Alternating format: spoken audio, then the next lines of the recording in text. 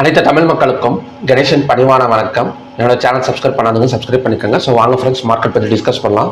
So US ஆயிலை பொறுத்த வரைக்கும் நேற்று வந்து ஒரு செல்லிங், அதாவது பிரேக் அவுட் நடந்திருக்கு. கிட்டத்தட்ட $72 பார்த்தீங்கன்னா February 5th வந்து பிரேக் அவுட் நடந்துருச்சு. ஸோ அதை ஃபாலோ பண்ணி ஸோ நேற்று பார்த்தீங்கன்னா ஒரு செல்லிங் கேண்டில், அது மட்டும் இல்லாமல் ஒரு இன்வெர்டட் ஹேமர் கேண்டில். ஆனால் மிட் நைட் மார்க்கெட் பார்த்தீங்கன்னா கிட்டத்தட்ட ஒரு நல்ல ஒரு கிரீன் கலர் கேண்டில் ஃபார்ம் ஆகிட்டு மேலே வருது. கிட்டத்தட்ட $0.38 வந்து மேலே வந்துட்டு இருக்கு.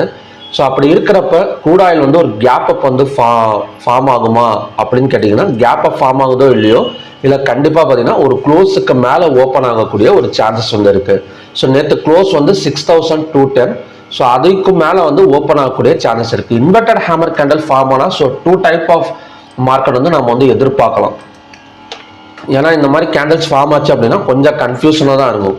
ஒன்று மார்க்கெட் வந்து இந்த லோவஸ்ட் சப்போர்ட் எடுத்துகிட்டு ஸோ மேலே வந்துடும், இதெல்லாம் பார்த்தீங்கன்னா க்ளோஸுக்கு மேலே ஓப்பன் ஆகிட்டு நல்ல ஒரு ஹைக் கொடுக்கறதுக்கான சான்சஸ் வந்து இருக்குது. அப்படி இல்லைன்னா ஒரு கேப் டவுன் ஃபார்ம் ஆகிட்டு கீழே வரும். ஆனால் இன்னைக்கு வந்து ஒரு கேப் டவுனுக்கான சான்சஸ் வந்து கிடையாது MCX க்ரூட் ஆயிலை பொறுத்த வரைக்கும்.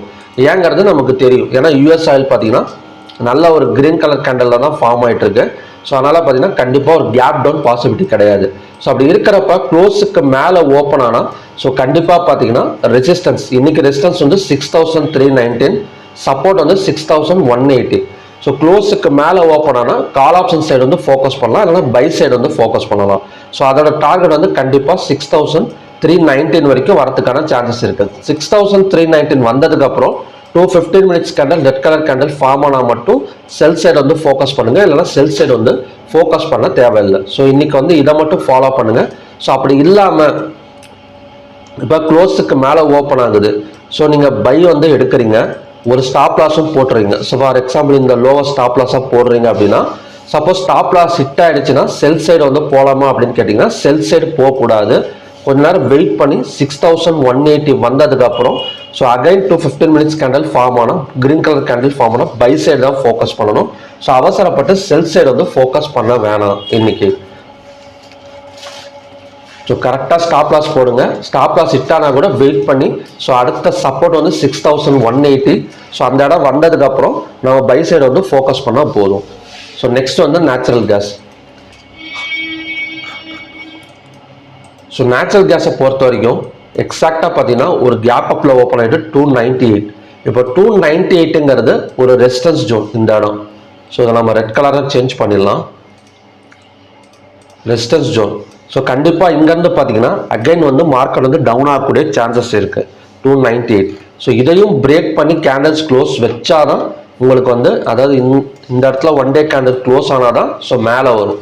இல்லை இதுக்கு கீழே மார்க்கெட் கேண்டில் வந்து க்ளோஸ் ஆகிடுச்சு அப்படின்னா ஸோ கண்டினியூஸாக கீழே இறங்கிறதுக்கான ஒரு பாசிபிலிட்டி இருக்குது. ஸோ இன்றைக்கி வந்து ட்ரேட் வந்து அவாய்ட் பண்ணிடுங்க நேச்சுரல் கேஸில்.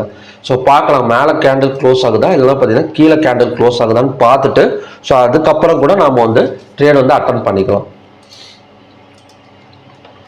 கோல்ட் அண்ட் சில்வர் நேற்று வந்து பார்த்தீங்கன்னா கொஞ்சம் புல் பேக் தான், கொஞ்சம் கீழே இறங்கி அப்புறம் மேலே வந்து ஒரு ஹேமர் கேண்டில். ஸோ அதை ஃபாலோ பண்ணி நல்ல ஒரு க்ரீன் தான் போயிட்டு இருக்கு. ஸோ இன்றைக்கும் பார்த்தீங்கன்னா ஒரு டிமாண்ட் ஜோனில் தான் இருக்குது.